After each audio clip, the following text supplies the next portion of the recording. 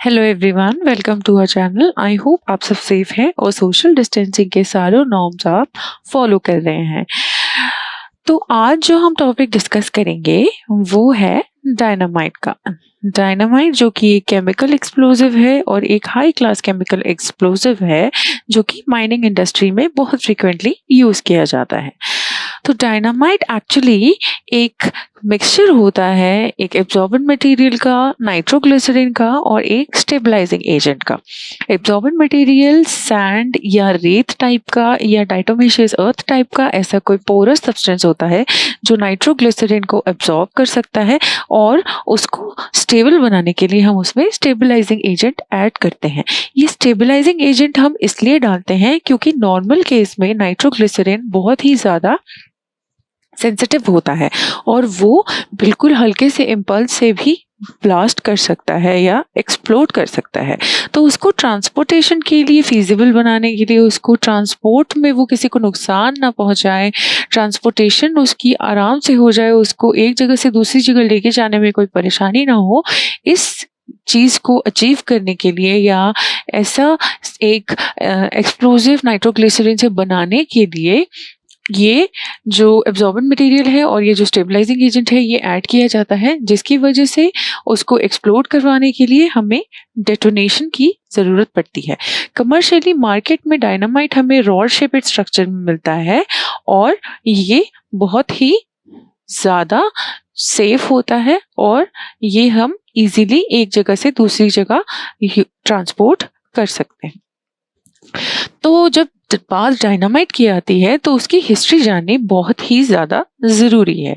तो जो पहला एक ब्रेक थ्रू था, एक जो पहला सबसे ज़रूरी जो फिनोमेना था या इंसिडेंट था वो था नाइट्रोग्लिसरीन की डिस्कवरी होना, जो कि एस्केनिया सोब्रेरो ने 1846 में किया था, जब उसने ग्लिसरॉल को सल्फ्यूरिक एसिड और नाइट्रिक एसिड से ट्रीट किया था, जिसकी वजह से एक धमाका हुआ था, एक एक्सप्लोजन हुआ था जो कि एक्सोथर्मिक था। एक्सोथर्मिक का मतलब होता है वो रिएक्शन या वो फिनोमेना जिसमें बहुत ज़्यादा हीट प्रोड्यूस होती हो। ये क्यों नाइट्रोग्लिसरीन अकेले एक अच्छा एक्सप्लोजिव नहीं माना जाता है, वो इसलिए क्योंकि नाइट्रोग्लिसरीन की प्रॉब्लम ये है कि वो इतना ज़्यादा सेंसिटिव है कि उसको हल्का सा झटका लगे या हल्का सा उसको कोई इम्पल्स भी लग जाए तो वो वहीं पे एक्सप्लोड कर सकता है। तो इस प्रॉब्लम को सॉल्व करने के लिए जो है एक स्वीडिश साइंटिस्ट थे, केमिस्ट थे, अल्फ्रेड नोबल, जिनके नाम से नोबल प्राइज भी है। वो जब जर्मनी में अपने घर विजिट कर रहे थे, अपने घर गए थे, तो उन्होंने वहाँ पे एक रेत टाइप का डाइटोमिशियस अर्थ बोलते हैं जिसको हम, वो पोरस मटेरियल उन्होंने देखा और उन्होंने सोचा कि अगर इस मटेरियल को हम नाइट्रोग्लिसरीन के साथ मिक्स कर दें तो वो नाइट्रोग्लिसरीन को एब्जॉर्ब कर लेगा और वो उसको सेंसिटिव से लेस सेंसिटिव बनाने में हेल्प करेगा।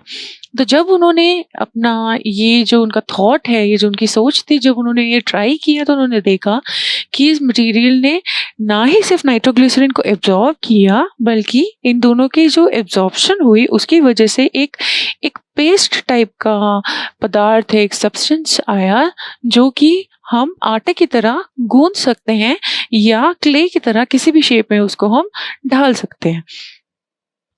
तो ये जो मिक्सचर था, इसकी वजह से जो नाइट्रोग्लिसरीन जो हमारा बहुत सेंसिटिव एक्सप्लोजिव था वो सेफ हो गया, वो सुरक्षित हो गया हैंडलिंग के लिए और उसको हम बहुत ही आसानी से एक जगह से दूसरी जगह ट्रांसपोर्ट कर सकते थे, लेके जा सकते थे और उसको एक्सप्लोड करवाने के लिए हमें इग्निशन के लिए उसकी हमें डेटोनेशन की ज़रूरत पड़ने लगी। तो अलग अलग टाइप के हम डायनामाइट्स होते हैं। पहला होता है स्ट्रेट डायनामाइट। स्ट्रेट डायनामाइट हम कहते हैं जो नॉर्मल अल्फ्रेड नोबल की जो कॉम्पोजिशन थी वही है स्ट्रेट डायनामाइट, जिसमें 75% जो है वो नाइट्रोग्लिसरीन होता है और 25% जो होता है वो काइसल गुड़ होता है, या वो डायटोमेशियस अर्थ होती है, या कोई भी ऐसा एब्जॉर्बेंट सब्सटेंस होता है जो नाइट्रोग्लिसरीन को एब्जॉर्ब कर ले। और साथ ही में जो स्टेबलाइजर होता है, जो ऑक्सीजन बैलेंस मेंटेन करने के लिए सब्सटेंस हम डालते हैं, वो होता है सोडियम नाइट्रेट। जो दूसरा टाइप का डायनामाइट होता है वो होता है जेलेटिनस डायनामाइट। जेलेटिनस डायनामाइट वो होता है जिसमें नाइट्रोग्लिसरीन जो कि 90% में होती है वॉल्यूम, उसका कॉम्पोजिशन जो होता है परसेंटेज, और उसको हम 10% नाइट्रोसेलुलोज में मिक्स कर देते हैं, जिसकी वजह से एक जेलेटिनस सब्सटेंस या एक जेलेटिनस जेली टाइप का एक सब्सटेंस बन जाता है, जो कि हम जेलेटिनस डायनामाइट के नाम से जानते हैं। ये बहुत ही ज़्यादा स्ट्रॉन्ग होता है। इसका एक एग्जाम्पल हम लें तो वो जेला प्राइम हो सकता है एग्जाम्पल। और ये जो है ये नॉर्मल डायनामाइट के कंपैरिजन में ज़्यादा स्टेबल होता है। जो तीसरा टाइप होता है वो होता है अमोनिया डायनामाइट। और अमोनिया डायनामाइट में हम नाइट्रोग्लिसरीन के साथ अमोनियम नाइट्रेट को यूज करते हैं काइसल गुड़ या कोई भी डायटोमेशियस अर्थ या एब्जॉर्बेंट सब्सटेंस की जगह पर। और साथ ही में हम चारकोल ऐड करते हैं जो कि एनर्जी को रिड्यूस कर देता है और स्टेबिलिटी और सेंसिटिविटी को मेंटेन करता है। इसकी वेलोसिटी ऑफ डेटोनेशन जो होती है वो मीडियम से लो होती है, और ये बहुत ही ज़्यादा वाटर रेजिस्टेंट होता है और बहुत ही कॉस्ट इफेक्टिव होता है as compare to normal dynamite.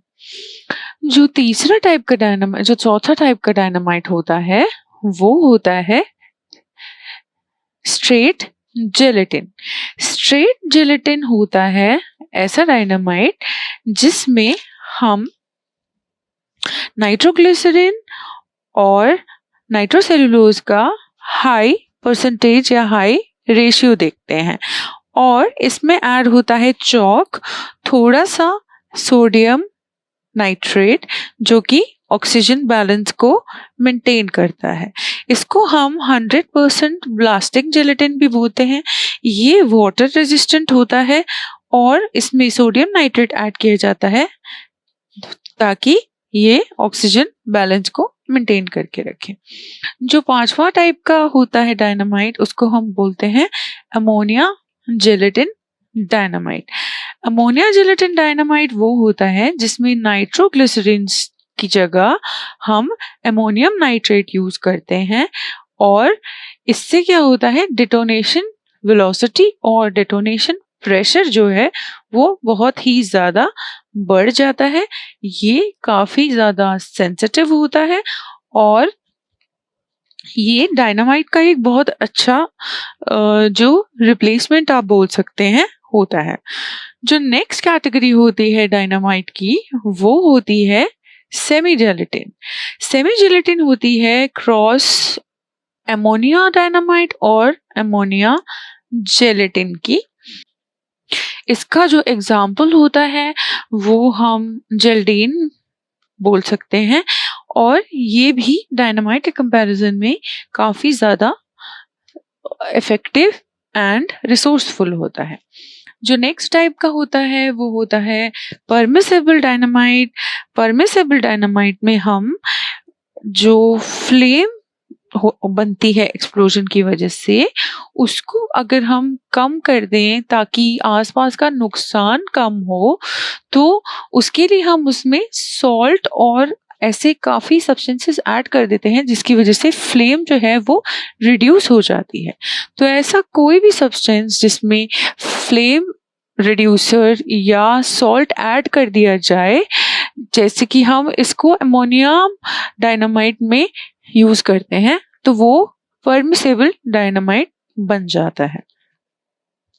एक और डायनामाइट की कैटेगरी होती है जो एक्चुअली में कहीं कहीं भी उसके अंदर नाइट्रोग्लिसरीन या अमोनियम नाइट्रेट यूज नहीं होता है, वो होता है मिलिट्री डायनामाइट जिसमें बेसिक कंस्टिट्यूएंट्स जो होते हैं वो RDX और TNT या PETN होते हैं। तो जो नेक्स्ट चीज है जो हमें पता होनी चाहिए वो है डायनामाइट्स का अगर हम प्री ब्लास्ट या पोस्ट ब्लास्ट रेसिड्यू देखें तो उसकी एनालिसिस कैसे होगी। तो जो पहली चीज हमें देखनी होती है वो होता है फिजिकल एग्जामिनेशन। अगर तो ब्लास्ट नहीं हुआ है और हम सस्पेक्टेड क्राइम सीन को चेक करने जा रहे हैं for the presence of any blasting agents, तो हम फिजिकल टेस्ट देखते हैं, उसकी स्टेबिलिटी है कितनी, उसकी पैकेजिंग कैसी है, उसके कंपोजिशन कैसी है, कैसा दिखता है वो, ये सारी चीज़ें हम डायनामाइट की या किसी भी एक्सप्लोजिव की एज सच चेक करते हैं। जो दूसरा होता है वो होता है मैक्रोकेमिकल या माइक्रोस्कोपिक एग्जामिनेशन। इसमें हम देखते हैं क्राइम सीन पे ब्लास्ट के बाद कि कोई डिपॉजिट हुआ है या नहीं। डिपॉजिट कहाँ होगा? जहाँ एक्सप्लोजन हुआ है वहीं पे कोई ना कोई एक्सप्लोजन की वजह से कोई बाई प्रोडक्ट्स बनते हैं, कोई रिएक्टिव प्रोडक्ट्स बनते हैं, उनके साथ उनकी वजह से वहाँ के जो आसपास के ऑब्जेक्ट्स होंगे या वहाँ पे जो सब्सटेंसेस पड़े होंगे उसके साथ कई बार जो है डिपॉजिट्स दिख जाते हैं। तो या हम यहाँ पे चेक करेंगे कि डिपॉजिट्स हैं या नहीं है। जो नेक्स्ट स्टेप होता है वो होता है कि अगर डिपॉजिट्स प्रेजेंट हैं, अगर हमें सॉलिड पार्टिकल्स मिल रहे हैं, तो हम उन्हें सूटेबल सॉल्वेंट सिस्टम या सूटेबल एनालिसिस सिस्टम में डाल के उसको हम Raman spectroscopy, Fourier transform, IR spectroscopy या एक्सरे डिफ्रैक्शन टेक्निक से उसका जो कंपोजिशनल एनालिसिस है वो लैब में करते हैं।